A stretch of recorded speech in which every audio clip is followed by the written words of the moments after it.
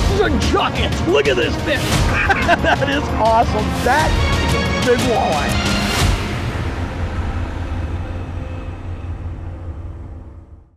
Today on John Thelen's Destination Fish, we start up shallow on an early morning bass bite.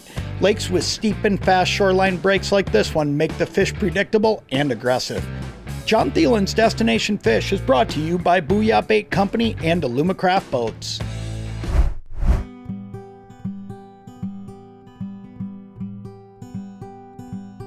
Perfect morning for some largemouth bass fishing. It's just beautiful. There he is, got him. First bite of the day. Good fish too. He's a fun one anyway. He's up in the air. Oh yeah, he's a good one. Look at that. That right there is why you get out of bed early to go bass fishing. Look at that. Awesome fish. Topwater largemouth. That's what we're going to talk about today, but we're going to talk about specific lakes, why you fish them, and different baits that I use to fish them, because they're all a little bit different, and most of it has to do with how steep is the drop-off, and what are the conditions, and what time are you fishing that lake. It can all make a huge difference. You're fishing it early in the morning, fishing it later in the day. This particular lake has a really fast, deep drop-off. When I get 15, 20 feet out from shore with my cast, I'm already over 10 feet of water. So what I'm doing to start here is I'm throwing a pop-in pad crasher. It's a Booyah frog. And what I'm doing is I'm working the shallowest stuff because I'm here early. I'm working the stuff where I think they're going to be up feeding, and that fish, he bit right up tight to the shoreline because that's the shallow water here. So they're up there shallow feeding, and I'm throwing something at them that they can see, and there's a good chance that it's something they're feeding on naturally in that frog.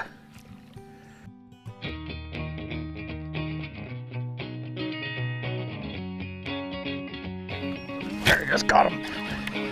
Hooked him. Oh yeah, feels like a pretty good fish. Right up tight on those pads. The only way you're gonna get this fish is the way I'm fishing. Not gonna get him any other way.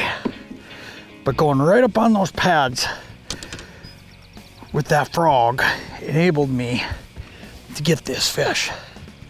Man, this is fun stuff. Pretty tough to beat topwater fishing when it comes to excitement. Yeah, another great largemouth. That is just cool.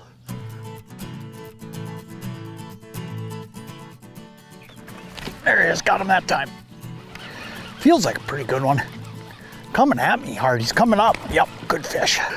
Oh, you just can't beat this. This is a really good one. Oh yeah, big fish. Big fish. There's what we're after today. Look at that giant. He got off right there. Show you off, we'll get you back in the water. That is a giant fish. Look at that. I mean, he ain't a southern giant, but he's a big fish for up north. That fish is so fun on the top water. Get out of here, buddy. Hey, I want to point something out to you too. You know, I mean, I'm a multi-species fisherman, but I've got to have a deep V boat. You're not going to see me in a bass boat. I spend too much time on big water chasing walleyes. But one of the things you can do when you buy your boat, you look at Alumacraft, you notice I've always got a bicycle and tall pedestal seat. And what I can do is use that up in the bow for my bass fishing. But then it's not just for bass fishing. I'll actually move it to the back of the boat and put it in a different seat socket back there when I'm pulling spinners or when I'm pulling crankbaits. The other thing you can get is captain's chairs too. I don't have a captain's chair in this boat, but you have those options as well. There's a lot of great seating options with Alumacraft boats. John Thelen's Destination Fish is brought to you by these fine sponsors.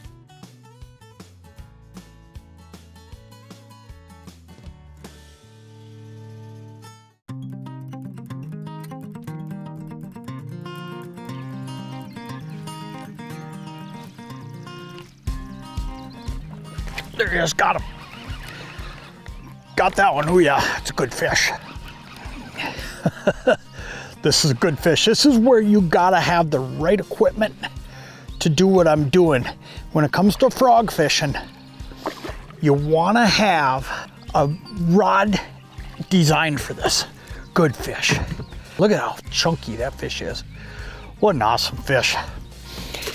What I use for my frog fishing is a rod that's actually designed for frog fishing. This is a 7-11 heavy power fast action. And what that means is it's got a lot of backbone. So when I go to set the hook, I've got a lot of backbone through the center piece of the rod to bring that fish to me. The other thing I'll tell you, the longer the rod you use, the easier it's going to be to pick up slack as well. So buy the longest rod that you can get away with.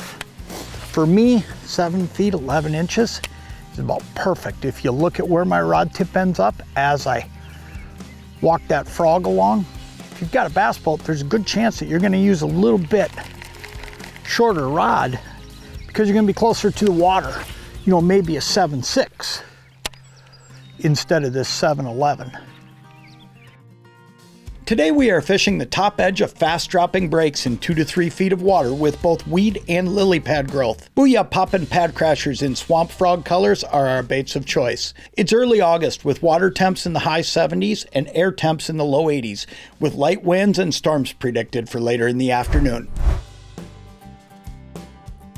You know, I was just getting ready to switch over to that popar out off the edge a little bit more and quit worrying about getting up in the grass. But I'll tell you what happened. All of a sudden, we've got some cloud cover. And before I make that change, I'm gonna keep fishing shallow. As soon as I get that cloud cover, I feel like some of those fish might push right back up shallow. And the other thing is, we're in one of those scenarios where we're supposed to get some weather this afternoon. I don't know, maybe it's getting here a little earlier than what was expected, but a lot of times what that'll do is drive a shallow bite. But now if it would have stayed sunny and just stayed the way it was, you know, I was expecting it to, what I would have done by now is switched over to that Rebel Popar, and the idea behind it is it makes a bigger sploosh, a bigger noise, and it's more of a minnow looking bait. Something a little easier to fish out off the edge, make a little bit more noise, and get a fish to react from deeper water. But with this cloud cover, I just feel like I need to keep firing this frog into shallow stuff.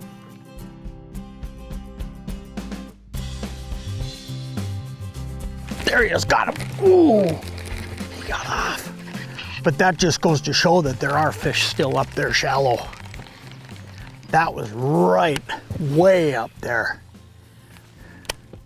There he is, got him that time, same fish, guaranteed. I threw right back at him to try to get him again, and that time I got him. Holy smokes, is that cool?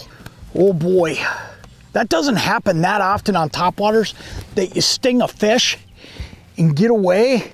We're getting another crack at him, but I did on this fish, and look at him. Giant bass. That is so cool because that fish hit and I missed him, and I knew it was a big fish, and I thought to myself, oh man, that was a great opportunity.